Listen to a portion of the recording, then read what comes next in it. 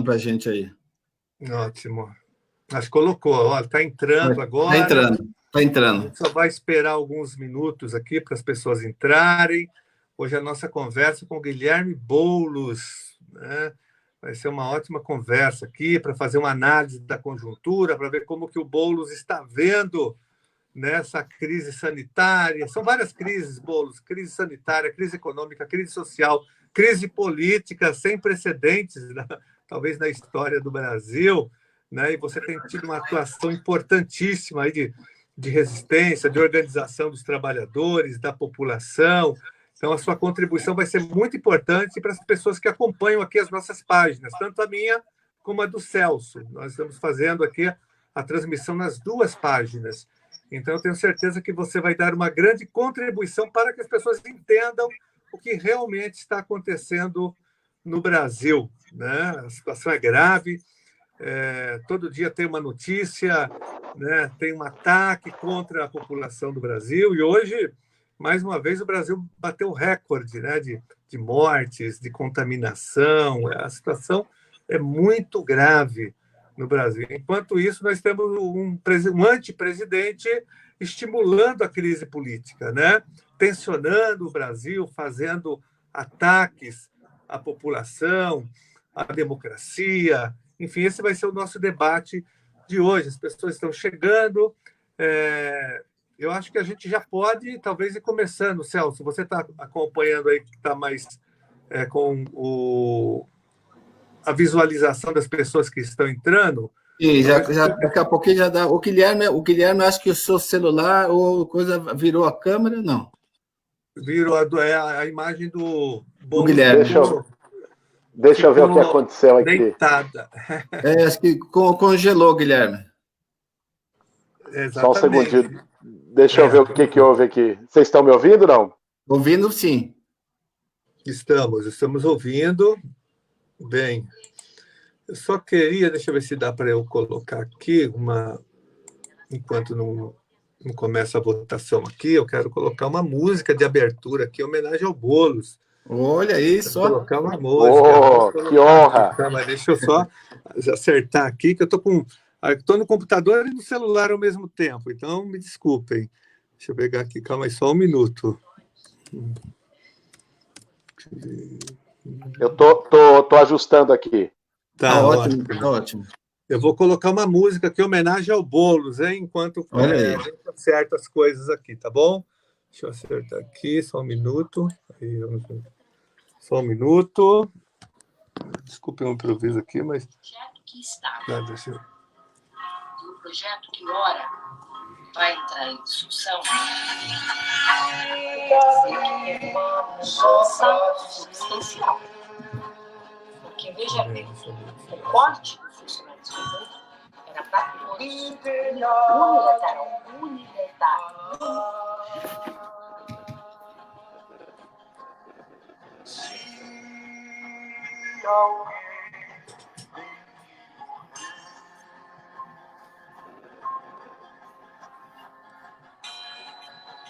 que seja pra melhorar.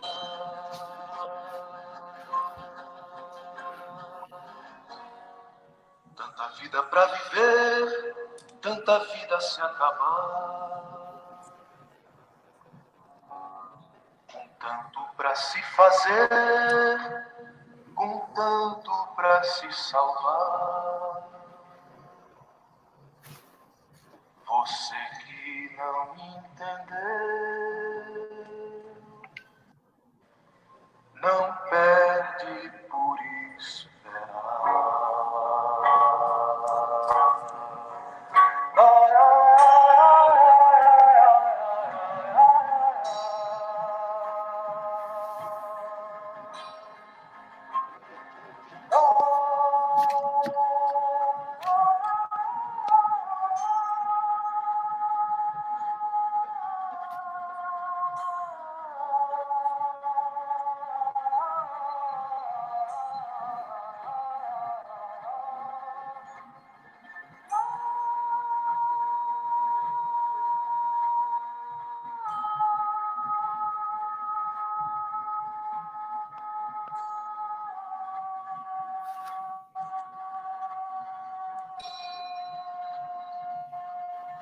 Agora,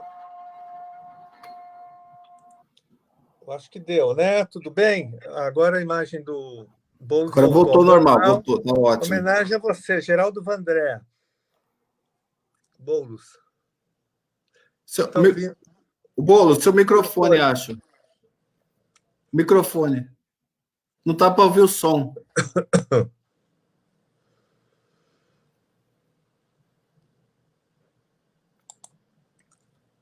Tem que ver o som dele. O som. Tá com problema do som. É. O som.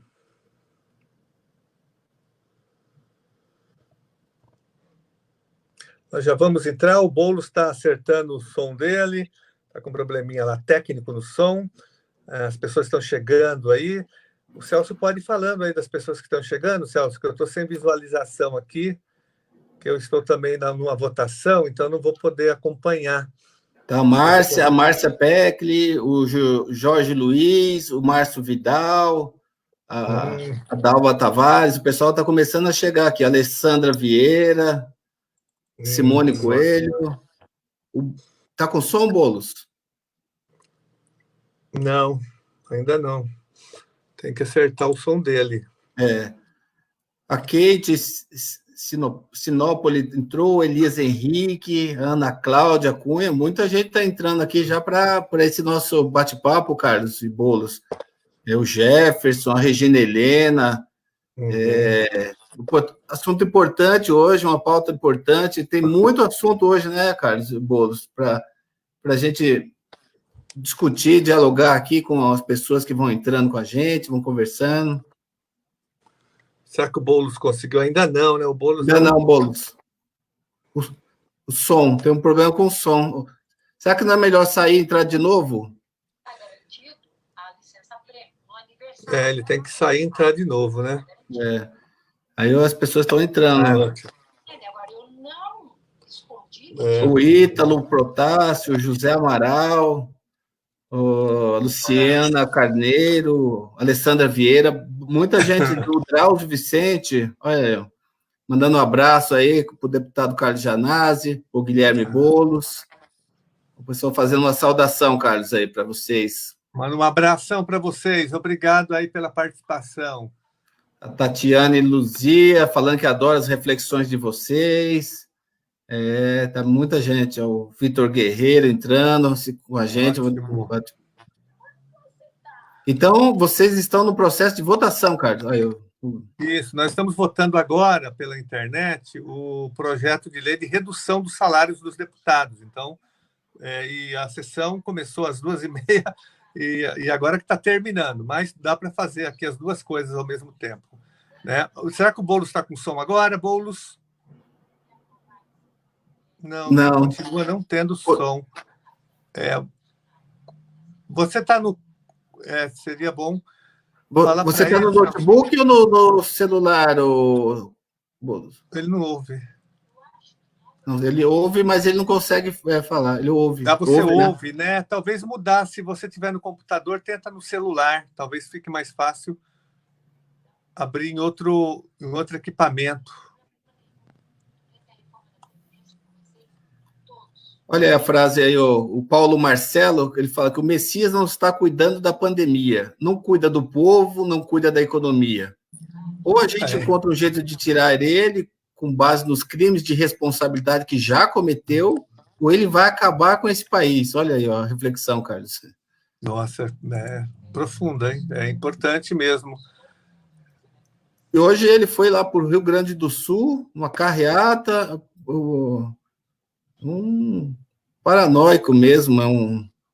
E teve um panelaço lá, teve resistência, né? Rio Grande do Sul é complicado.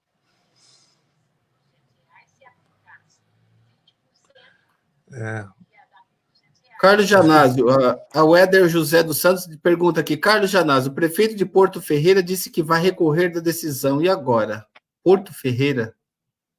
O prefeito de Porto Ferreira, ele está obrigando os professores a irem para as escolas.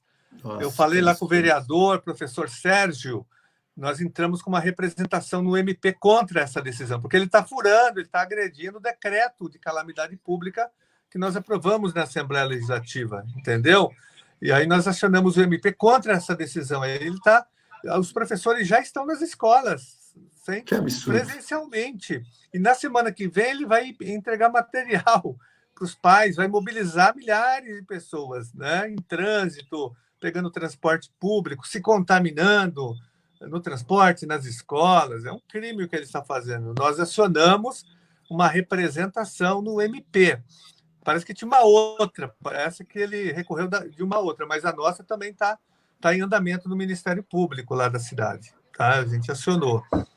Boulos, deu agora? Acho que agora deu, né? Deu. Agora sim. Olha, agora chegou o Boulos, pessoal. Boulos, muito obrigado pela sua participação, pela sua presença. Eu sei que a sua agenda está lotada, você tem participado de vários atos, aí, vários movimentos.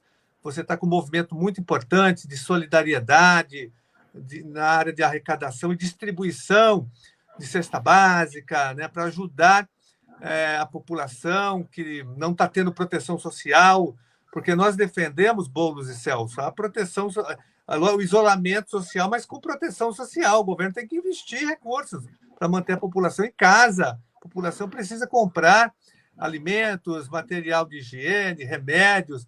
O governo não faz isso. Aqui, corretamente, Dória e Bruno Covas acertam na questão do isolamento, mas não investem um centavo na proteção social. E o Bolsonaro não investe nada, nem na proteção, nem no isolamento, e muito menos na proteção. Então, aqui você está com o movimento, né, com o MTST, ajudando as pessoas, fazendo um movimento muito importante para as pessoas mais carentes que estão precisando. Então, quero agradecer muito a sua presença, Boulos, e agradecer a presença do Celso também na nossa live, que vai ajudar a coordenar aqui, o Celso que é o nosso vereador aqui na Câmara Municipal de São Paulo. E já vou abrir a palavra para o Boulos, então. Boulos, como que você está vendo a pandemia e o pandemônio, né? Uma crise sanitária, uma crise política, social e econômica do Brasil, tudo junto, né? E as pessoas morrendo, Boulos. Como que você está vendo essa questão? Quais são as principais causas desse momento histórico que nós estamos vivendo? Bom, vamos lá, Janase. Primeiro, Janase, Celso, quero agradecer a vocês dois pelo convite, pela oportunidade da gente fazer esse bate-papo. Eu acho que é momento que a gente tem que estar junto, conversando e discutindo saídas unitárias para essa crise que é sem precedentes. É uma crise, a maior crise da nossa geração, é a maior crise sanitária do século XXI, é uma crise de saúde pública, você dizia isso no começo, Janase, uma crise de saúde pública, mas não só. Ela potencializou uma crise econômica, uma crise social e uma crise política no Brasil. É verdade que o mundo todo está enfrentando a pandemia do coronavírus, né?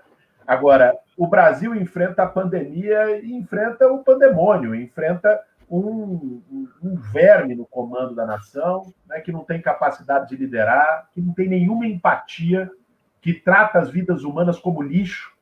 Alguém que é perguntado sobre 5.000 mortes e responde, e daí? A discussão deixa de ser política, passa a ser humanitária. Ainda mais quando esse cidadão é o presidente da República. Eu acho que, num momento como esse, uma crise grave, sem precedentes, uma postura irresponsável que está custando vidas humanas aos montes no nosso país, não que a pandemia já não faça sua própria devastação, mas agora, além da devastação da pandemia, nós temos um presidente que atua como se fosse aliado do vírus, porque desinforma, porque toma medidas que ferem a orientação de saúde pública mais básica, que é o isolamento físico. E aqui eu queria pontuar uma coisa, porque em relação ao Bolsonaro, Celso, Janase, a gente já sabe, acho que existe um consenso amplo, até internacional, sobre o que o Bolsonaro representa, sobre o quanto é nefasta a postura dele nessa crise. Mas eu queria pontuar, na medida em que vocês estão no parlamento, aliás, quero parabenizar pelo trabalho que tem feito nesse momento virtual, mas um trabalho muito importante. Eu tenho acompanhado à distância as propostas de projeto de lei, vi a proposta do Celso em relação à população de rua, encampando uma bandeira que para nós também é muito importante, que é o abrigo do povo de rua na rede hoteleira. e vi que você representou isso também. Nós temos conversado com o Padre Júlio, tomamos iniciativas judiciais. Quero te parabenizar por essa iniciativa, Celso, e pelo Carlos também, pelo que tem feito na Assembleia Legislativa, junto com a bancada do PSOL e com a bancada de oposição, porque eu acho que é um momento de cobrar, óbvio, denunciar, na verdade, o Bolsonaro. Com o Bolsonaro não tem que se cobrar mais nada, é denunciar e exigir a saída dele. Mas é momento também de se cobrar os governadores, de se cobrar os prefeitos. Porque, veja, que o Dória e o Bruno defendam o isolamento, muito bem, é o mínimo que se espera de qualquer gestor público numa situação como essa. Mas eles têm que ter medidas para dar condições para o isolamento. Não adianta você defender o isolamento e não garantir a renda para que as pessoas possam ficar isoladas. Quem trabalha de dia para comprar o jantar, ele pode estar com toda a preocupação do coronavírus, mas se o governo não fizer nada, ele vai ter que trabalhar para dar leite para o filho dele, né? As pessoas que estão em situação de rua ou em moradia precária, para poderem fazer a quarentena, precisam de um apoio do poder público. Então, não basta ir numa coletiva de imprensa no fim do dia anunciar o número de mortos. Governador e prefeito não é comentarista da realidade política. Eles têm a caneta na mão e deveriam estar tomando medidas mais duras do ponto de vista não só de garantir o isolamento, mas em relação à saúde pública. Nós entramos, o PSOL entrou, o nosso partido entrou no Supremo Tribunal Federal para que o SUS requisite os leitos da rede privada, que está agora à beira da saturação. Aqui em São Paulo, o Estado deveria fazer o mesmo, outros governadores de Estado estão propondo, né? O prefeito deveria fazer o mesmo, porque são gestores do SUS no âmbito local, requisitar os leitos da rede privada, de UTIs privadas. Nós estamos vendo uma completa inação, tanto do Bruno Covas quanto do João Dória, em relação a isso. Então, eu queria pontuar nesse nosso bate-papo, não só o papel do Bolsonaro, que esse não é o que dizer, o papel do Bolsonaro é agir, a gente derrubar esse cidadão antes que ele destrua o Brasil, mas também o papel do Dória e do Bruno. Boulos, só para confirmar o que você está falando em relação ao Dória, daí o Celso pode falar também sobre o Bruno Covas, sobre a Prefeitura de São Paulo, mas o Dória está fazendo exatamente isso que você falou e ainda está demitindo os servidores. Vários trabalhadores terceirizados foram demitidos, transportadores escolares, merendeiras terceirizadas, cuidadoras de crianças com deficiência. Houve uma demissão em massa de trabalhadores que prestavam serviços para o Estado. Então, é de uma hipocrisia sem precedentes. Ele fala do isolamento social, mas não investe um centavo na proteção social. O mesmo vem acontecendo na Prefeitura de São Paulo. Acho que o Celso pode falar, né, como que é a situação de São Paulo. Agora, ele acabou de extinguir o movimento de alfabetização de adultos. O Celso vai falar sobre isso. Foi extinto agora, durante a pandemia. É um crime. Verdade, então deixa eu cumprimentar o Guilherme Boulos, né, nosso companheiro aí, o Carlos também. O Guilherme está aí. O Guilherme além de ser um grande líder, né, do movimento dos trabalhadores sem teto, ele é um professor, foi professor da rede pública, sabe muito também da questão da educação e tem uma vivência, né, Boulos? Você tem na sua casa também uma experiência da sua casa, você tem pai e mãe infectologista que pode também trazer a visão da ciência aqui para a gente, né, o olhar da ciência para as pessoas terem noção aqui do que está acontecendo também.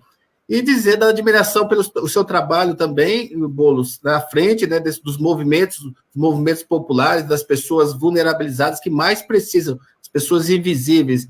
E nesse aspecto, Boulos, nós estamos com a atuação na Câmara Municipal, a Prefeitura de São Paulo, ela tem muito recurso, ela tem recurso para sustentar, passar essa crise, amparando as pessoas que mais precisam, amparando os servidores e os trabalhadores que não têm renda. E uma das medidas que nós adotamos lá, projetos nesse sentido, batalhamos para isso, Guilherme, foi a requisição de pousadas, hotéis, principalmente na região central de São Paulo, que nós temos uma quantidade imensa, que estão vazios nesse momento, que possa abrigar lá as pessoas que não têm a condição de fazer o isolamento social. Então, nós apresentamos esse projeto e, inclusive, ontem, no dia de ontem, nós votamos na Câmara Municipal esse projeto, o Guilherme, e passou, essa nossa iniciativa passou à frente, vai virar lei, acho que o prefeito deve sancionar, juntamente com outras medidas, a requisição de leitos de hospitais particulares também, que a gente está vivendo aqui na cidade de São Paulo, Boulos. Inclusive, hoje, eu faço parte da comissão, sou titular da Comissão de Saúde da Câmara Municipal, nós tivemos uma reunião virtual e estava presente o secretário municipal de saúde. E ele deu os informes, nós cobramos algumas ações deles, e ele deu um informe, assim, que beira o caos, Guilherme. A cidade de São Paulo, veja bem, a cidade de São Paulo tem hoje 3.720 casos de óbitos, 3.720 óbitos, entre os confirmados e os em averiguação. Mas a grande possibilidade é que sejam todos de Covid-19. Então, a cidade de São Paulo está prestes a passar a China, né, na questão dos óbitos, Guilherme. Então, é inadmissível o que está acontecendo, e a gente sabe que essa crise toda, ela vai penalizar principalmente a periferia, as pessoas mais vulneráveis. Então, a gente tem essa ação nesses movimentos de proteger as pessoas mais vulnerabilizadas. E nesse sentido, Guilherme, nós fizemos uma live, inclusive, aqui com o Padre Júlio, e ele falou dessa dificuldade de um amparo do poder público para as pessoas em situação de rua, Guilherme, que não estão nem conseguindo fazer o cadastramento, nem tem celular, nem tem CPF, nem o celular para fazer o cadastramento dessa renda emergencial de R$600, que você muito bem sabe, né, Guilherme? Eram 200, o presidente colocou como R$200, e a gente, com a luta lá na oposição, nossa bancada, conseguimos reverter isso para 600. Ainda é pouco, mas é os R$600 que dá subsistência para as pessoas. Então, as pessoas estão com dificuldade, e nós cobramos aqui da Prefeitura de São Paulo, da Secretaria de Assistência Social, da Secretaria de Direitos Humanos, uma posição do prefeito Bruno Covas também, para que ajude essas pessoas a ter acesso aos R$600, Guilherme. Então, você vê que o discurso pelo isolamento, ele é o correto, o discurso pelo isolamento é correto, mas a prática não é adequada. Então, cortamos aqui, a Prefeitura de São Paulo acabou de cortar o MOVO, que o Carlos falou, é uma covardia que se faz com os trabalhadores, professores, os alunos, o Guilherme, que precisam, que voltaram a estudar no movimento dos jovens e adultos, né, que não tiveram oportunidade no seu tempo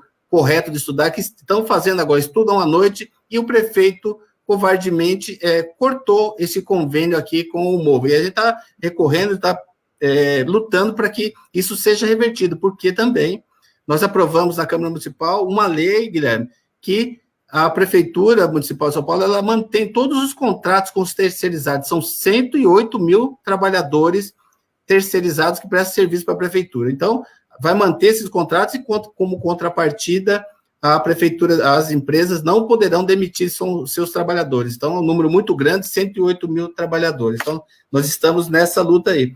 Mas eu ouvi de você, Guilherme, que o Carlos tinha comentado, falar, dessa campanha. Tem muitas mensagens nesse sentido, dessa arrecadação que você está fazendo para comprar a cesta básica, doação de alimentos, essa grande campanha que você faz para milhares de pessoas, Guilherme. Se você pudesse falar um pouquinho para a gente como que está e como que você está coordenando isso. Olha, Celso, meu caro, o MTST criou uma verdadeira rede de solidariedade nas periferias de 11 estados do Brasil. Aqui em São Paulo está muito forte, é o lugar onde a campanha está mais forte, mas ela está acontecendo no Brasil inteiro. O que é essa rede de solidariedade? Ela começou com um fundo solidário, que é por uma contribuição virtual pela plataforma Vaquinha, até apareceu aí na tela um comentário com o link da plataforma. Esse fundo arrecadou, em 1 mês e meio, desde o início da pandemia, arrecadou já R$700 mil de contribuições voluntárias, né, de doação das pessoas que entenderam que esse era o momento que a gente mais precisa ajudar os mais vulneráveis. Tudo bem, nós podemos fazer quarentena. Né? Eu sou professor, você está exercendo o mandato de vereador, nós temos as condições de fazer quarentena e não vai faltar comida na nossa mesa. Mas tem milhões de brasileiros, milhões de paulistas, você sabe muito bem que não tem essa condição. Né? Então, para que possam fazer, é preciso ter solidariedade, é preciso chegar. Né? E muitas vezes o governo não faz. E aí o movimento social está fazendo aquilo que o governo não faz. Então, o que nós fizemos? Convertemos essa arrecadação em cestas básicas, em kits de higiene e limpeza, em álcool gel e agora em máscaras. Né? Então, começou a fazer essas doações. Já distribuiu mais de 80 toneladas de alimento. Né? Já chegou a mais de 20 mil pessoas beneficiadas por esse fundo solidário. Isso está sendo extraordinário. Eu tenho participado, Celso, hoje de manhã eu tive no Capão Redondo. Eu só tenho saído da minha quarentena para participar dessas iniciativas do Fundo Solidário. E é desolador você chegar na casa das pessoas para fazer essa distribuição e ver um armário vazio. Né? Ver que as pessoas estão sem nenhuma condição. Aí você conversa, tá, mas e a renda básica? E o auxílio emergencial? Né? 80% das pessoas com quem eu conversei em análise. 80%? 80%? Hoje eu participei da entrega para 20 famílias. Fomos nas casas, uma a uma. Passei a manhã inteira fazendo isso. Né? E conversava com todas essas pessoas. Né? Dessas 20 famílias, né, 15 disseram está em análise. Teve uma senhora, chamou a atenção, dona Joyce, que mora lá no Mutirão, no Capão Redondo, na região da Rua da Safra. A dona Joyce falou, olha, há 20 dias está em análise o pedido dela. Ela não tem renda, Celso. Então, essa é a situação das pessoas. Então, por isso a campanha de solidariedade do MTST chegou aos que mais precisam. Mas não foi só a distribuição de cesta básica. Essa é uma parte, distribuição de cesta, de materiais de higiene. Nós criamos uma verdadeira rede. Eu mencionei as máscaras. Nós estamos reconhecendo, identificamos as costureiras que fazem parte do movimento. São várias. Propusemos a elas que montassem uma pequena cooperativa informal. Elas estão produzindo as máscaras. O movimento, o Fundo Solidário, compra as máscaras delas e distribui para as pessoas. Então, você está gerando renda de um lado e gerando segurança na saúde e proteção para as pessoas de outro. Nós criamos uma iniciativa que até divulgo aqui para quem está nos assistindo, que é o Motorista Solidário. Então, é um link lá na internet, nas nossas redes do MTST, onde as pessoas podem cadastrar. Enfim, porque nós temos 200 voluntários todos os dias na rua fazendo a distribuição. Só que muitas vezes as pessoas não têm carro, não têm como ir. Então, tem mais de 50 pessoas, só nos primeiros dias, se inscreveram e estão já ajudando, disponibilizaram seus carros e o seu tempo para ir ajudar na distribuição. Nós criamos o Zap da Saúde, tudo isso de forma voluntária e de iniciativa popular. Né? O Zap da Saúde, juntamos médicos e enfermeiros voluntários, solidários, e eles criaram um WhatsApp, a gente divulgou, e está sendo para poder prestar informação para as pessoas. Às vezes a pessoa está com sintoma, não sabe se é coronavírus, não sabe se vai ou não para o pronto-socorro, porque às vezes vai e fica com medo de se contaminar lá. Então, por esse Zap da Saúde, com o número, as pessoas mandam o que estão sentindo e você tem um médico 24 horas ali dando uma orientação. Não, com isso aí você tem que ir para o pronto-socorro. Isso é coronavírus, isso não é sintoma de coronavírus. Então, são várias iniciativas populares, Celso, fazendo o papel que o poder público não está fazendo e o movimento social está cumprindo nesse momento. É isso que eu ia te perguntar, né, Guilherme? Esse é um papel do Estado, é um papel básico da assistência social, direitos humanos, né, de proteger essas pessoas mais vulneráveis. Então, você, o Padre Júlio lá, que ele nos falou na live também, Guilherme, dá assistência a essas pessoas a ter acesso a esses R$600. Porque, Guilherme, você sabe, a gente sabe, R$600, a dificuldade para pagar esses R$600, a gente tem acompanhado algumas pessoas reclamando que já recebiam do Bolsa Família, já tinham cadastro, Guilherme, e elas demoram em torno de 3 ou 4 semanas para começar a receber esse valor. Existe uma má vontade, você não acha isso? Ou é problema técnico, Guilherme, para receber esses valores? O Carlos voltou. Voltei, pessoal. Desculpa, estou naquele Jogo. Estou Tá na sessão virtual e aqui com vocês. Excepcionalmente. Isso não acontece, mas hoje aconteceu. Vamos lá.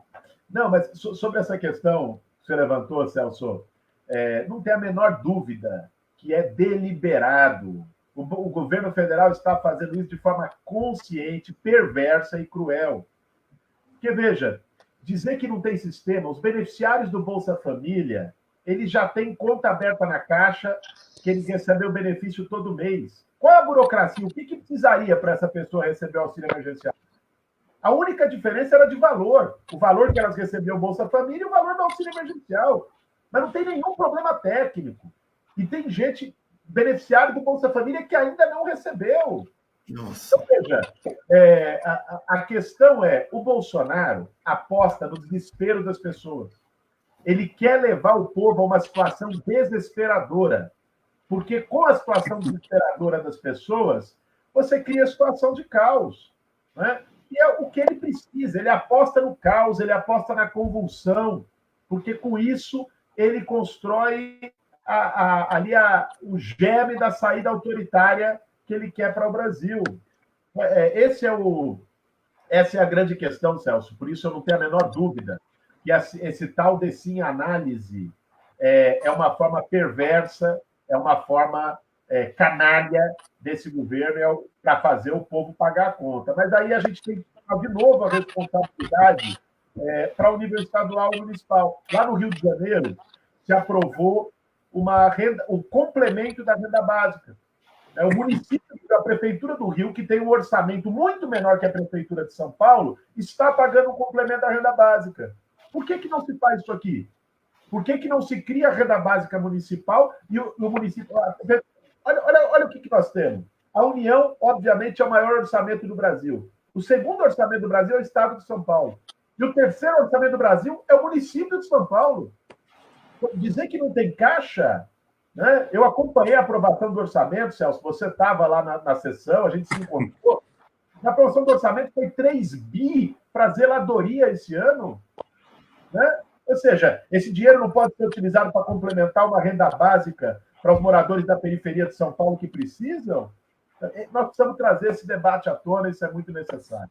Boulos, o Brasil está entre as 10 maiores economias do mundo. O Brasil é um país rico, porém, com uma desigualdade econômica e social sem precedentes. Né? Mas o Brasil tem muito dinheiro, tem 3 trilhões no caixa do governo, tem 340 bilhões de dólares em reservas cambiais, e o Brasil tem como bancar a proteção social para todas as pessoas do Brasil, como está fazendo a Argentina, a Inglaterra, todos os países do mundo estão investindo na proteção social. Agora, o Brasil pode avançar ainda, né? Você tem levantado muito a bandeira da taxação das grandes fortunas, heranças. Eu queria que você falasse um pouquinho sobre essa questão da riqueza do Brasil.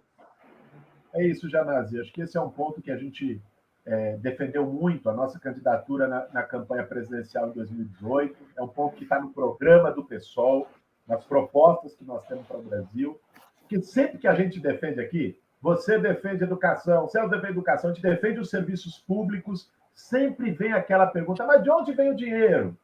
Vocês estão querendo ajudar os pobres, vocês estão querendo dar hotel para sem-teto, vocês estão querendo mais dinheiro para a saúde, mas de onde vai vir esse dinheiro? Né? Então, olha, o básico é a gente entender que o Estado brasileiro hoje é financiado de uma maneira invertida. Quem sustenta o Estado é o trabalhador, é o povo mais pobre e a classe média. Né? Os super ricos não pagam nada da conta. Banqueiro, grande empresário, grande acionista de empresa, nós não temos imposto sobre lucro e dividendo no Brasil, que é a parcela que o acionista, que o executivo da empresa recebe da empresa no fim do ano. Né? Isso não é tributado no país. Né? Nós não temos imposto sobre grandes heranças. Nós não temos taxação sobre grandes fortunas que está prevista na Constituição. Um estudo básico feito por economistas tributários mostrou que só se fizesse a taxação de grandes fortunas tributação de lucro e dividendos e taxação de grandes heranças, só esses 3 impostos, você era capaz de arrecadar 120 bilhões de reais ao ano no Brasil. Ah, mas isso vai fazer com que as empresas fujam e não gerem emprego. Não é nenhum imposto sobre empresa. É imposto sobre capital, sobre pessoa física. Você não está tributando o investimento produtivo. Você está tributando a renda e o patrimônio. Essa tributação que tem que ser feita, como é feita em todos os países do mundo. A tributação de lucro e dividendo é só o Brasil e a Estônia, do mundo inteiro, que não tem. É um escândalo. Esses 3 tributos arrecadariam 120 bilhões de reais, Celso. 120 bilhões de reais por ano. Sabe quanto é o orçamento do Ministério da Saúde no ano? É 128 bilhões. Ou seja, dava para você dobrar o gasto no Brasil se você fizesse os super ricos pagarem a conta. É por isso que a gente defende que o caminho seja esse para garantir as políticas públicas necessárias. Janás está lá para a sessão virtual da Lesp. Está lá voltando, está aqui conversando com a gente também, né? Para as pessoas que estão entrando e não acompanharam o Carlos aqui, o deputado Carlos Janazzi lá, a sessão começou às 14h30, né? Dura até agora, sessão virtual, então projetos importantes, está votando agora, mas ele está lá, está aqui com a gente nesse bate-papo. O Boulos, você tocou num ponto assim que eu acho que é crucial, é da tributação, principalmente, Boulos, do sistema financeiro, né? Porque nós acompanhamos aqui, no primeiro sinal da pandemia, o Guedes já teve um socorro aos bancos, aí o Banco Central promoveu um socorro aos bancos de 1 trilhão e 200 bilhões de reais, né? Destinando aos bancos para que eles pudessem também fazer os empréstimos para as pessoas físicas, jurídicas, a juros zero, para incentivar as pessoas também a se manter e a sobreviver também. Mas isso nada aconteceu, os bancos ficaram com 1 trilhão e 200 bilhões de reais. E a gente tem essa dificuldade aí com a renda emergencial de R$600 para as pessoas que mais precisam. E vou falar aqui na cidade de São Paulo também, a gente tem a cidade de São Paulo, você comentou exatamente, um grande recurso, 3 bilhões para a zeladoria, para pintar rua, para consertar buraco. Assim, as pessoas estão morrendo, Boulos. Não tem que ficar pintando calçada, rua, nada disso. As pessoas estão morrendo. Esse dinheiro precisa, de fato, ir para a saúde e para a assistência social. Nós aprovamos lá também agora, Boulos, uma desvinculação de fundos, são mais 2,5 bilhões de reais dos fundos e mais os 7 bilhões de reais de caixa, de superávit que a Prefeitura de São Paulo tem. Então, dinheiro, Boulos, tem bastante, tem que saber aplicar, né? E a gente tem que também ter o cuidado depois com a transparência desses gastos, né? Para depois da pandemia, Boulos, para ver para onde foi esse dinheiro, como foi gasto esse dinheiro, para que a gente não tenha aí desvios gigantescos, né? Então, existe dinheiro para a população, sim, para fazer o isolamento social e para que tenha um cobertor, para que as pessoas possam cumprir esse isolamento social. E aí, Boulos, gostaria de perguntar para você, que você falou, andou na periferia e caminha muito, conhece muito a cidade de São Paulo, a periferia da cidade, como é que as pessoas vão fazer o isolamento social, os moradores, ou as pessoas em situação de rua, as pessoas do movimento dos trabalhadores sem teto, que não têm a casa, como fazer o isolamento social, como garantir a segurança dessas pessoas, Boulos? Ô, Celso, só lembrando que o Boulos não só conhece, como ele mora na periferia, ele mora no Campo Limpo, ele é morador do Campo Limpo, então ele mora lá, por isso que ele conhece também. Estou aqui agora, estou em casa. Exatamente. Mas eu acho que é fundamental essa questão que o Celso trouxe, porque todo mundo diz o seguinte, estamos todo mundo no mesmo barco, o vírus pode pegar todo mundo, e a gente sabe que não é bem assim, né? A gente está todo mundo na mesma tempestade, mas alguns estão enfrentando a tempestade do iate e outros do botezinho que está quase virando, né? O coronavírus, é claro que ele pode pegar todo mundo, pegou bilionários, pegou o primeiro-ministro da Inglaterra, pegou governadores de estado, ok. Mas aquelas pessoas com menos condições de se prevenirem e com menos acesso a tratamento adequado, óbvio que estão muito mais vulneráveis. Né? Isso é visível no mundo inteiro. Isso aqui em São Paulo, vocês mencionaram isso, já está acontecendo porque as mortes na periferia são proporcionalmente muito maiores que do centro expandido. Né? Esse é um exemplo claro.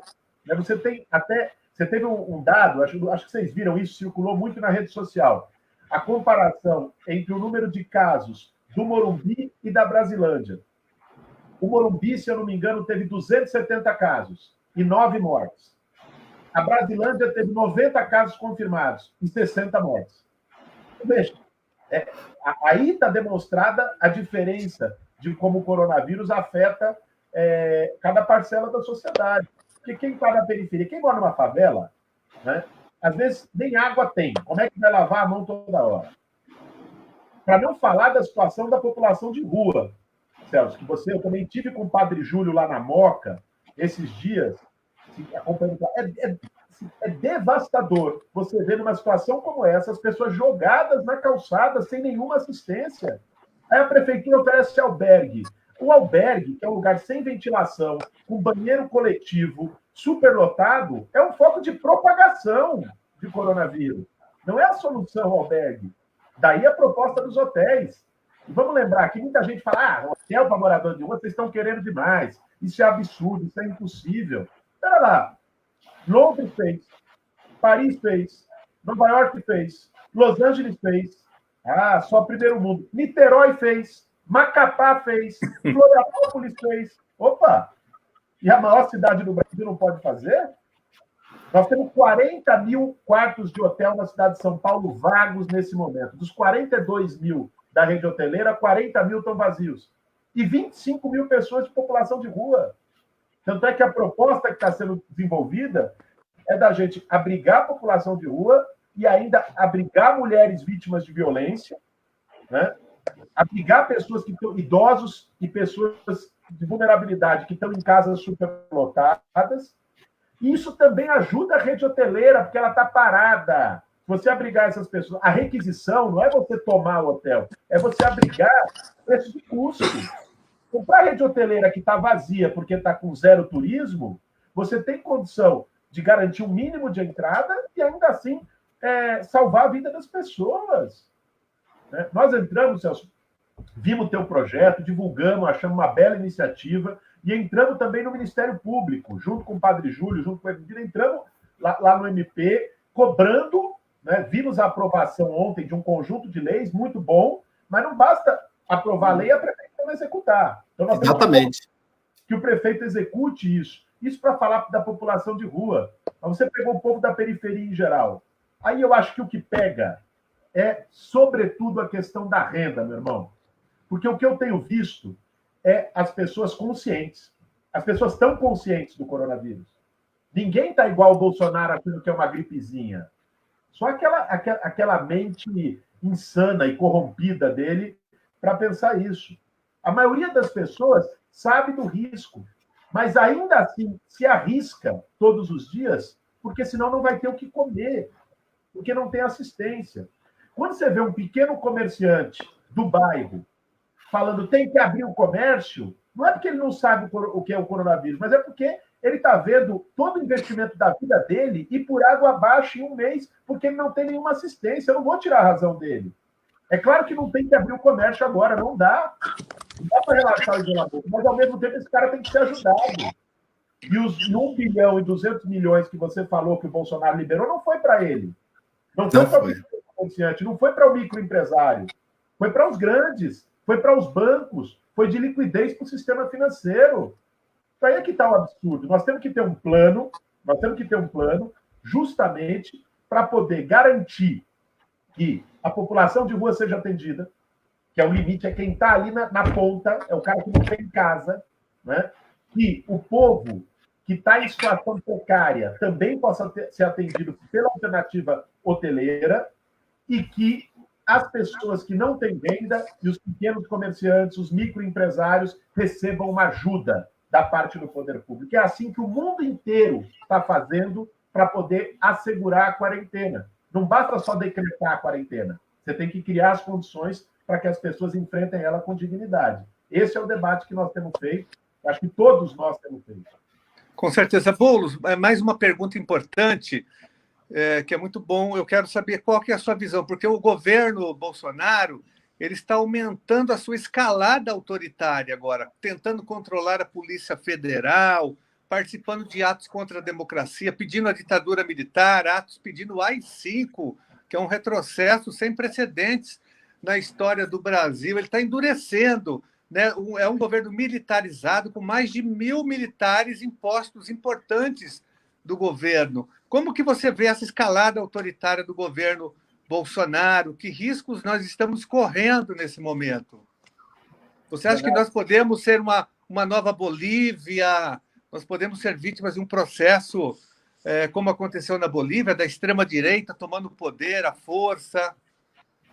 Janazzi, meu caro, eu acho que você pontua o que, na minha avaliação, é o grande risco para a sociedade brasileira hoje. O Bolsonaro, ele vê a pandemia como uma oportunidade para poder instalar o seu projeto autoritário. Mas ele já está no governo e ele foi eleito, é fato. Só que se a gente olhar toda a atitude dele no governo, a gente vê que o objetivo dele é construir uma ruptura institucional. O objetivo dele é acabar com todo o freio que existe, freio constitucional ao poder dele. Ele quer governar, mas ele quer governar sem Congresso, sem judiciário, sem imprensa, sem oposição, sem movimento social. É assim que ele se comporta. E, portanto, ele quer uma ditadura. Esse é o objetivo do Jair Bolsonaro. E eu acho que ele vê na pandemia, com a crise social que ela aprofunda, uma oportunidade para poder acelerar esse processo. Ele sabe que ele precisa do apoio dos militares. Ele não conseguiu, ele não fez esse gesto, não ultrapassou a linha vermelha até agora, ele tentou um golpe abertamente, porque ele não teve o apoio, não porque ele não quer. Né? Agora, você mencionou a Bolívia muito bem, Janazzi. Acho que o modelo de golpe que o Bolsonaro imagina é o modelo boliviano. Sabe por quê? Porque o que eles fizeram na Bolívia, aliás, com apoio direto e participação direta desse imbecil, que é o chanceler que nos representa lá fora agora, esse Ernesto Araújo. O terraplanista. Terraplanista, que não acredita em aquecimento global, que acha que a Europa é marxista, esse tipo de gente. E que o vírus é comunista. Ele acha que o vírus é comunista. Mas o que eles fizeram na Bolívia? Na Bolívia não foi um golpe militar clássico, Janazzi. Na Bolívia, os soldados do Exército, a Polícia Nacional Boliviana, ficaram aquartelados. Quem deu o golpe foram milícias fundamentalistas, como aquelas que o Bolsonaro alimenta aqui. Milicianos, que foram lá e sequestraram parente dos ministros do Evo, que entraram na casa da irmã do Evo e botaram fogo, que entraram na casa do Evo e saquearam, que pegaram uma prefeita do MAS, do partido do Evo, vocês devem ter visto essa cena, rodou o mundo, pegaram ela pela rua, cortaram o cabelo, pintaram a cara, humilharam ela, agrediram ela em praça pública. É esse tipo de gente, da extrema-direita, fascista, fundamentalista, que deu o golpe lá. E é esse tipo de gente que o Bolsonaro está organizando e mobilizando aqui. Então, eu acho que nós temos um risco real no Brasil, nesse momento, que exige da gente duas iniciativas. Primeiro, construir a saída do Bolsonaro. Bolsonaro tem que sair. Qual meio? Bom, temos que avaliar qual meio. Nós temos 3 meios possíveis. Supremo. Já tem uma denúncia lá, temos que pressionar. O Celso de Mello autorizou a Procuradoria-Geral da República a investigar as acusações de crime que foram feitas pelo próprio Moro e tal. Beleza. O Supremo tem que investigar. Segundo, impeachment. É um outro caminho. O Congresso, existem vários processos de impeachment. Eu, particularmente, acho que a gente deveria fazer o esforço de construir um pedido de impeachment unificado da oposição, né, com os movimentos sociais amplos, com o OAB, com a ABI, com o CNBB, que tivesse uma força grande, mas existem os pedidos lá, existem outros que devem entrar. O essencial é, ele cometeu o crime de responsabilidade, o Rodrigo Maia tem que aceitar a abertura do processo de impeachment. E o terceiro caminho, que eu acho que do ponto de vista político, inclusive, e democrático, é o melhor, porque devolve soberania ao povo, é a cassação da chapa dele e do Mourão pelo TSE, Canalha. Porque eles cometeram crime eleitoral, fraude eleitoral comprovada. Isso, pela Constituição, é cassação da chapa com eleição em 90 dias. Por que o TSE está sentado em cima disso? Os caras têm que julgar esse processo, e aí sai ele e sai o Mourão. Mas por qualquer uma das alternativas, nós temos que tirar esse cara de lá. E temos que construir, ter a maturidade para construir uma frente ampla, democrática, né, com todos os setores, contra a ditadura do Bolsonaro, uma frente ampla e democrática contra o fascismo, contra a lógica de violência política que ele impõe no Brasil. Acho que essa é a resposta que a gente precisa dar à escalada autoritária que você muito bem identificou aí. Ô, Boulos, você colocou, em algum momento você colocou que o Bolsonaro ele tem a lógica dele apostar no caos, né? É ligado às milícias, a mídia toda já deu isso, o Brasil já fala, e cada dia que passa a gente vê uma atitude insana, criminosa do presidente. Você ele sabe que você fez especialização em psicologia também, tem características de um psicopata nesse governo, ou Boulos? Ou é marketing? Ou é marketing? Eu acho que o Bolsonaro tem pelo menos um traço psicótico muito sério, que é o traço paranoico. O Bolsonaro ele constrói um mundo paralelo, uma realidade paralela, onde ele se vê perseguido de conspirações a toda hora contra ele, né? E ele tem sinais fortes de uma paranoia clínica, né? Para dizer a verdade. E, é claro, de psicopatia, que a psicopatia é a completa incapacidade de você se reconhecer no seu semelhante. Quando você perde os traços humanos, quando você perde a compaixão, quando você perde os sentimentos humanos básicos de identificação com o outro, de empatia, né? Bom, o Bolsonaro é justamente isso. Alguém que chega e diz, e daí? Quando perguntado de 5 mil mortos, nem que não fosse o presidente da República, sabe? É uma atitude humana. Quanto mais quando o cara é o presidente da República e poderia ter feito coisas para diminuir esse número. Então, eu acho que tem aí uma perversidade, tem aí traços de psicopatia, tem aí traços de psicose paranoica, tem uma mistura muito perigosa na subjetividade do Bolsonaro.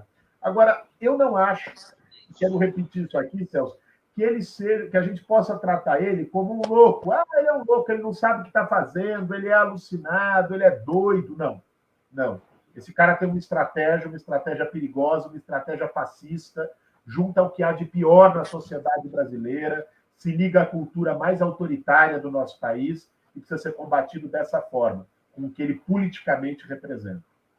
E não tem, Boulos, como você disse, não tem nenhuma manifestação de solidariedade à família dessas 5.100 mortes, né, no Brasil. Nenhuma manifestação de solidariedade às famílias que estão enlutadas, né, num momento difícil. E a gente está acompanhando, Boulos, as pessoas que estão morrendo, a família não consegue nem fazer o seu velório, não consegue acompanhar, não fazer uma despedida digna. Então, não tem uma manifestação nenhuma, é um absurdo completo, o Boulos. Ô, Boulos, e deixa eu te perguntar também, que o Carlos tinha perguntado do cenário nacional, e aí eu gostaria de ouvir também um pouquinho de você, que as pessoas estão perguntando também aqui quem está acompanhando o Face aqui. São perguntas no sentido de que o governo Bolsonaro, ele começa a se aproximar de pessoas, assim, da velha política, do Roberto Jefferson, de Valdemar Costa Neto, de Paulinho da Força, dando Porto de Santos para o Paulinho da Força, que a mídia noticiou. Então, há em curso aí uma negociata para garantir, né, talvez, e lutar contra o impeachment, né, não passar o impeachment na Câmara.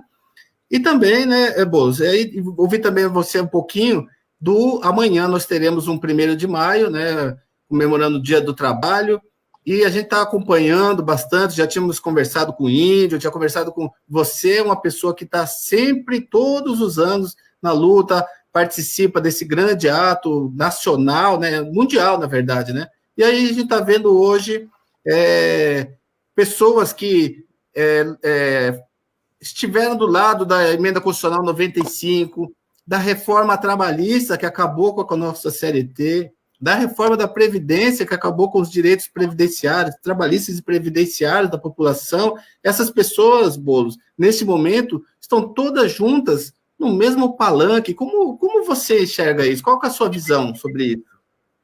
Pessoal, Celso, eu acho assim, que para defender a democracia e para derrotar o Bolsonaro, nós temos que estar junto com todo mundo, né? E defendo isso, defendo uma frente ampla, abertamente. Agora, o 1º de maio, ele é um ato de defesa do trabalhador, é o Dia Internacional do Trabalhador. Então, no 1º de maio, que tem esse caráter histórico, esse caráter simbólico, eu não me sinto à vontade de estar no palanque de quem conduziu a reforma da Previdência, de quem conduziu a reforma trabalhista, de quem aprovou o teto de gastos, de quem destruiu o direito dos trabalhadores no Brasil nos últimos anos. Então, por isso, eu tenho muito respeito pelo Fórum das Centrais Sindicais, tenho muito respeito por várias das lideranças que estão organizando esse ato, mas a Frente Povo Sem Medo decidiu não participar, eu também decidi não participar, tinha uma fala no ato do 1º de maio, abri mão dela, assim como a Frente Povo Sem Medo, essa foi a posição do pessoal também, porque assim, o 1º de maio é dia de defesa dos direitos, é dia de defesa do trabalhador. Nós temos um caso organizado esse dia com quem ataca o direito dos trabalhadores. Agora, ao mesmo tempo, eu quero reiterar aqui que aí, fora do 1º de maio, o que for luta pela democracia, contra o golpismo do Bolsonaro, né, contra o que o Bolsonaro representa, aí eu acho que temos que estar todos, inclusive essas figuras que foram chamadas, o FHC, o Rodrigo Maia, o Alcolumbre. Eu quero mais que eles se posicionem pela democracia e contra o Bolsonaro, todos eles, né? Espero que se posicionem e que nós vamos estar juntos, como no palanque das diretas já, lá nos anos 80, que juntou todo mundo pela democratização do país. Então, nós não temos nenhum problema de fazer uma unidade ampla, pelo contrário, eu acredito que ela é necessária e nós temos que trabalhar por ela. Uma unidade ampla para resguardar a democracia brasileira. Agora, nós não podemos confundir isso com a necessária luta por direitos sociais, que vários setores que podem estar nessa unidade democrática não têm compromisso com ela. Agora, essa aliança com os velhos lobos da política, o Boulos, você vê o Roberto Jefferson dando as cartas no governo federal, é uma aproximação para quem negou, se elegeu negando a velha política, os acordos, né, os acordos com o Congresso, um acordo legítimo. Estou falando de discussão legítima, política. Ele negou isso, e agora se aproxima dos mesmos aí que defendem a velha política, do troca, toma lá da cá. Isso, como é que você vê isso, Boulos? O Bolsonaro, vamos falar a verdade aqui, né, Celso? O Bolsonaro sempre foi representante daquilo que tem de pior na política brasileira. Ele se vendeu como alguém que vinha de fora, e teve gente que comprou, paciência, né? Mas na eleição ele colocou como alguém que vinha de fora. Pô, esse cara ficou 27 anos no baixo clero lá em Brasília, passou por 10 partidos, passou a maior parte da vida política parlamentar dele no PP do Paulo Maluf. Então, o que você vai esperar do Bolsonaro do ponto de vista de relação promíscua, de relação de balcão de negócio? Essa é a forma como ele faz política. Nós denunciamos na eleição o que ele tinha de assessor fantasma, que recebeu auxílio moradia tendo casa durante todo o mandato. Agora, depois do mandato dele, apareceu todos os escândalos, os filhos dele, essa vergonha que é esse governo familiar que ele construiu, indicar filho embaixador, proteger o outro filho, mudar a Polícia Federal para proteger o outro, né? Os esquemas de rachadinha, de lavagem de dinheiro, de envolvimento com milícia até o osso, de laranjal. Então, veja, só acredita que o Bolsonaro é uma nova política quem não está muito cego, foi dopado, está sendo enganado por ele, porque assim, todo dia nós temos evidências de que o Bolsonaro representa o que há de mais atrasado e velho na política brasileira.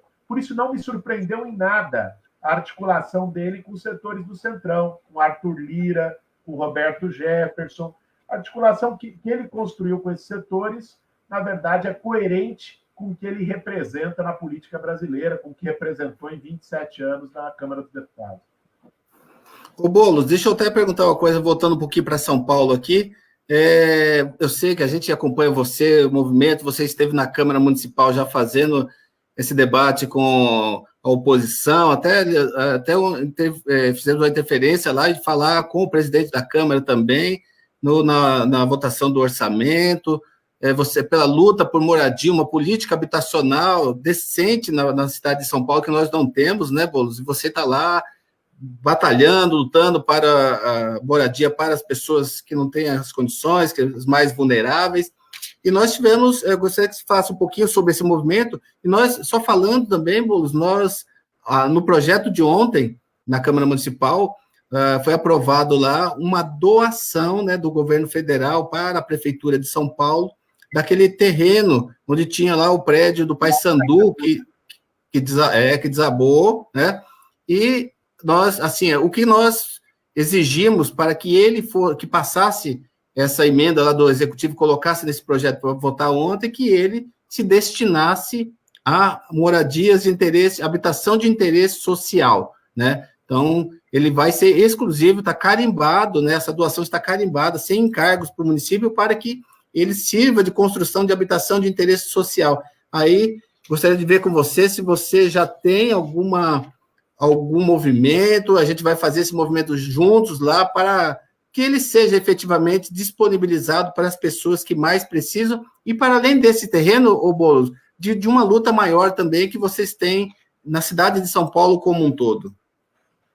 Pessoal, Celso, eu acho que aquilo ficou muito emblemático, né? Aquilo foi uma tragédia tremenda, foi no dia 1º de maio de 2018, um incêndio, depois o desabamento do prédio do Largo Paissandu, edifício Wilton Paes, onde tinha uma ocupação.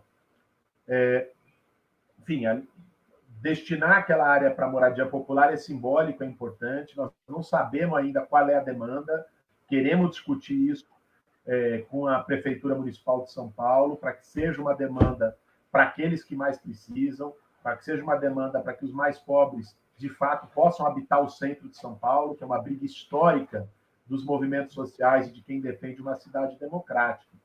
Acho que, e aí, o exemplo desse caso nos leva à grande disputa por moradia popular contra a especulação imobiliária, né, Celso? Porque como é que se construiu a nossa cidade? Como é que se construiu São Paulo? Jogando os mais pobres para as periferias cada vez mais distantes e deixando o centro como um espaço privilegiado, aqui o centro expandido como espaço privilegiado, onde mora a classe média, onde moram os mais ricos. E a luta histórica que a gente faz é de combater essa segregação, esses muros invisíveis, e destinar novamente áreas centrais para que os mais pobres possam viver, sem teto possa viver, o povo que está jogado nas periferias possa viver, né? Não dá para a gente aceitar como natural uma lógica de cidade em que as pessoas moram aqui no fundão da Mboimirim, ou lá no fundão de Guaianazes, ou lá no fundão da Brasilândia, né, no Grajaú, e que essas pessoas demorem 2 horas todos os dias para ir para o serviço no ônibus lotado e depois mais 2 horas para voltar. Em que todos os empregos estão concentrados no centro e a moradia do povo está concentrada na periferia. Nós precisamos reverter essa lógica. E nós temos muitos imóveis abandonados e vazios no centro, como estava esse edifício. Então, o que tem que ser feito, e essa é a defesa histórica de um projeto de direito à cidade, de moradia digna para as pessoas, é enfrentar a lógica da especulação imobiliária, usar o Estatuto da Cidade, fazer valer o plano diretor e desapropriar esses prédios, esses imóveis, a prefeitura adquirir eles, reformá-los e destinar para a moradia popular para quem precisa. Precisa ter coragem. Coragem para enfrentar construtora, coragem para enfrentar fundo imobiliário, coragem para enfrentar, às vezes, gente que está na Câmara Municipal, que você sabe muito bem, financiado por essa turma que não deixa passar projetos como esse. Essa é a briga que nós vamos travar na cidade de São Paulo. Né? Eu acho que esse é o caminho. O movimento social trava historicamente e nós temos o papel de vocalizar essa briga e expressar essa política. Ô, Boulos, tem muita gente entrando aqui, tem muita gente perguntando, aqui a Thalita Freitas, ela pergunta como ficaram todas as famílias que ficaram acampadas após o incêndio. Você sabe dizer, Boulos, das famílias que ficaram ali na frente, perto da igreja, ficaram várias semanas ali, né? Ficaram ali no Largo Paissandu. Eu não sei, porque ali não era uma ocupação do MTST, Celso.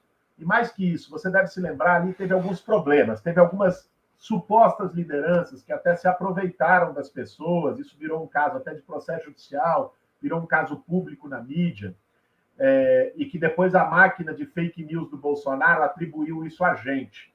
Né? Até hoje os robôs do Bolsonaro nas redes sociais vão lá dizer: Boulos, você cobrava aluguel no Largo do Paissandu, o movimento cobrava aluguel no Largo do Paissandu. Então, a gente não participou diretamente daquele processo justamente porque tinha um grupo de aproveitadores que acabou instrumentalizando aquela luta e se aproveitando da necessidade das pessoas para ter ganhos econômicos. E as pessoas depois tiveram, inclusive, estão respondendo na justiça.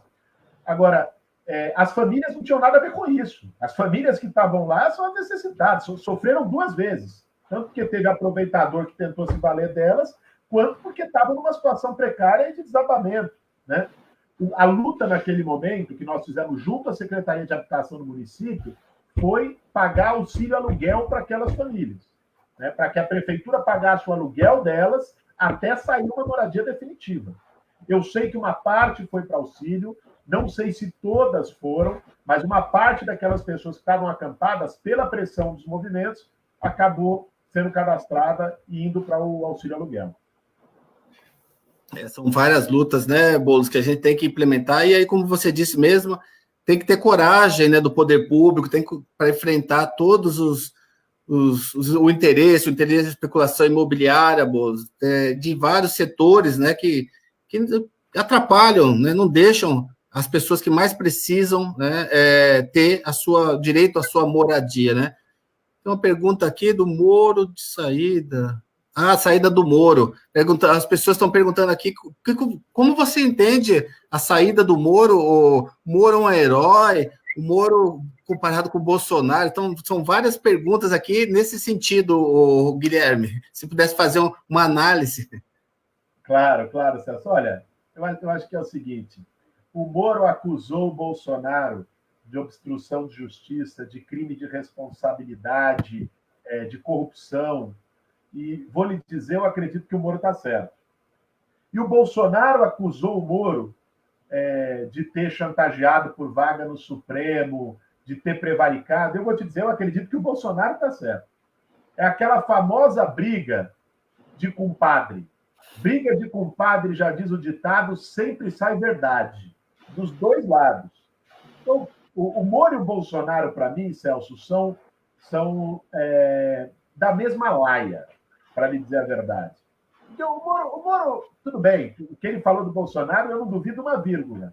Agora, deixa eu dizer uma coisa para você. Qual é a autoridade moral do Moro de questionar isso, sendo que até uma semana atrás ele estava lá como cúmplice dessa coisa toda? Quando que o Moro se levantou para questionar o Laranjal, para questionar a milícia digital do Carluxo, para questionar o esquema das milícias do Rio de Janeiro, para, de fato, investigar o assassinato da Marielle até as últimas consequências? Quando que ele fez isso? Quando foi cúmplice disso tudo, né?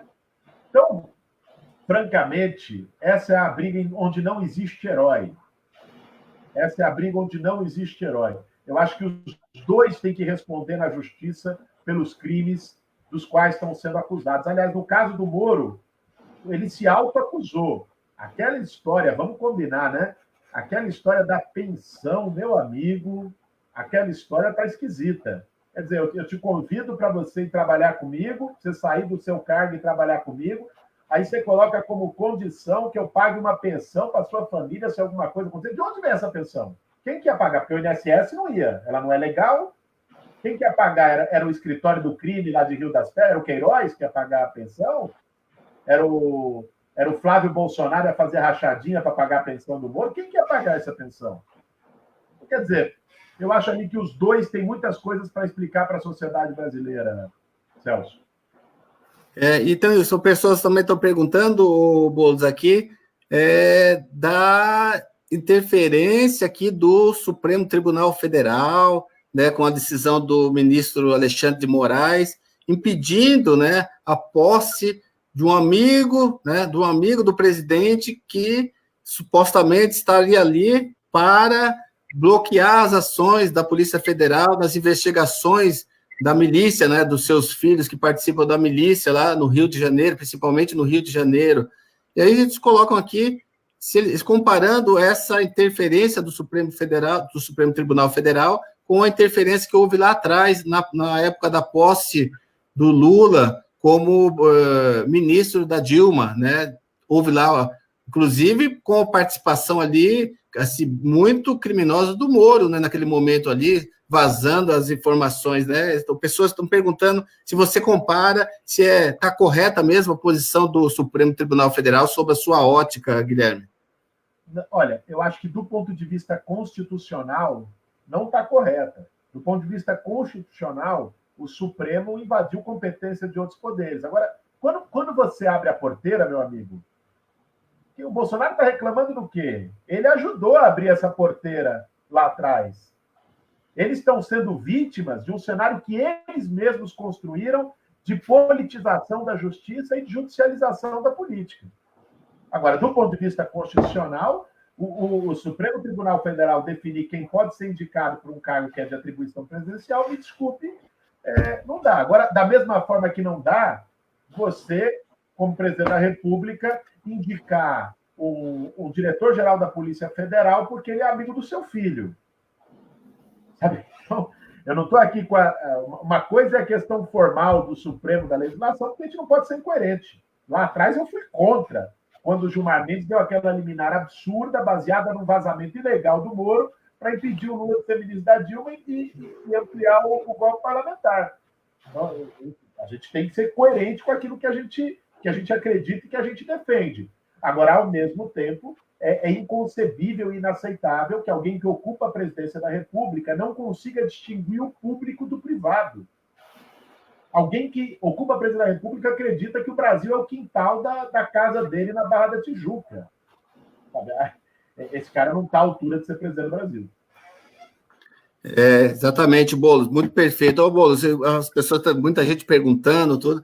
Eu acho que o Carlos acho que está meio enroscado, a gente vai precisar fazer outra live com você, Boulos, para falar mais, para o Carlos também poder participar. Mas, ô, Boulos, só para a gente terminar, que tem muita gente que colocou mensagem nesse sentido, da sua análise, né, por exemplo, do papel do Estado na proteção dos trabalhadores, da proteção social. A gente está vendo aí, quem está salvando vidas é o SUS. O SUS tão maltratado, sucateado, abandonado, tiraram, com a emenda constitucional 95, tiraram 29 bilhões de reais do SUS e ainda está aí os seus profissionais. A gente tem feito uma discussão muito grande na Câmara Municipal, pedindo, Boulos, exigindo, na verdade, pedindo não, exigindo o projeto de lei, emenda nossa, dando um bônus para os profissionais da saúde que estão na linha de frente do combate ao coronavírus, porque a gente está batendo palma, ok, eles merecem mesmo, muitas palmas, mas eles precisam de uma ajuda material, porque eles estão arcando com a compra do IPI, estão arcando com o transporte individual, estão pegando Uber, táxi, para não se contaminar no ônibus, no trem ou no metrô, e tem outros bolos que estão alugando hotéis, pousadas, próximos aos hospitais, para não voltar para suas casas e não contaminar suas famílias. Então, arcando o salário que já não é grande, né, desses servidores da área da saúde, e eles estão arcando sozinhos porque a Prefeitura de São Paulo não dá essa condição para os trabalhadores. Então, a gente está pedindo, exigindo lá, apresentou um projeto para que a Prefeitura pague um bônus emergencial para esses servidores. Então, é um contexto geral que a gente já vê na educação pública, né, você é professor também, a educação pública, a gente sabe que a educação e a saúde assim, quem combate as desigualdades é o serviço público. A iniciativa privada não faz isso, ela abandona a pessoa, ela escraviza as pessoas, mas o serviço público, ele merece e precisa estar aí, principalmente na periferia. Então, para a gente caminhar para o nosso finalmente, você pudesse fazer essa análise do Estado mínimo ou do Estado necessário, da participação do SUS, da educação pública. Celso, se tem uma coisa importante, que de algum modo a pandemia, com todo o rastro de dor, com todo o rastro de morte, de sofrimento que ela trouxe, se de algum modo alguma coisa importante que ela colocou na sociedade foi o debate sobre o papel do público, sobretudo da saúde pública. A gente defendia o SUS e era tratado como dinossauro. Agora o SUS virou consenso.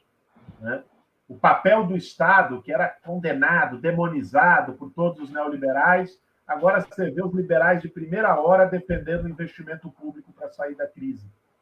Então, é preciso fazer um debate e é preciso tirar desse debate consequências práticas. Como você bem falou, não dá para ficar só aplaudindo o profissional de saúde na sua varanda. É importante, isso é um gesto, claro, de solidariedade, mas mais do que isso, nós temos que defender um modelo em que esse profissional de saúde tenha condição de trabalhar com dignidade. Nós temos que defender um SUS forte, que não seja subfinanciado, que dê condições de trabalho para todos os profissionais. Nós temos que defender a revogação do teto de gastos, que tirou 20 bilhões do SUS nos últimos 3 anos. Nós temos que defender a revisão da lei de responsabilidade fiscal, que também impede maiores investimentos públicos num momento como esse, a revisão da regra de ouro, que impede contratação de pessoal no momento em que nós precisamos de contratação emergencial. Então, este é momento de também repensar se nós queremos, se o nosso compromisso enquanto sociedade é com uma pretensa responsabilidade fiscal de ótica neoliberal ou é com a responsabilidade social com a maioria do povo brasileiro. E aí isso significa ter um outro papel do Estado. Isso significa ter um Estado baseado em valores solidários, que combata a desigualdade, que seja distributivo e que, para isso, taxe os super ricos, taxe grandes fortunas e destine esse dinheiro para assegurar direitos sociais, na saúde, na educação, em todas as áreas. Esse é o desafio que a gente tem que tirar desse processo e essa é a batalha que nós temos que travar para o mundo pós-coronavírus. Eu te agradeço muito, Celso. Agradeço você, agradeço ao Carlos pelo convite. Pena que ele teve que ir lá, mas compreendo perfeitamente. Ele tem que estar lá na trincheira, na Assembleia Legislativa, representando a oposição, representando nosso campo, nos representando muito bem, assim como você está na Câmara Municipal. E deixo aqui o meu abraço e vamos estar juntos nesse processo. Obrigado, Guilherme. Obrigado a todos que nos acompanharam aqui, dizendo que o nosso deputado Carlos Gianazzi foi lá para o plenário, ele está no plenário virtual, né, bem dito aqui, está voltando um projeto importante lá na Assembleia Legislativa, fazendo esse debate lá, essa defesa dos trabalhadores, né, como um todo, das pessoas mais vulneráveis, e gostaria de agradecer muito ao Guilherme Boulos, grande pessoa, grande coordenador do Movimento Trabalhador Sem Terra, professor, grande militante, um grande lutador social aqui do nosso país. Muito obrigado, Guilherme. Um ótimo dia de amanhã para todos nós, né? Dia do Trabalhador, Dia do Trabalho, e nos veremos mais outras vezes, Guilherme. Muito obrigado. Obrigado a todos que nos acompanharam aqui também. Um abraço. Um abração, gente.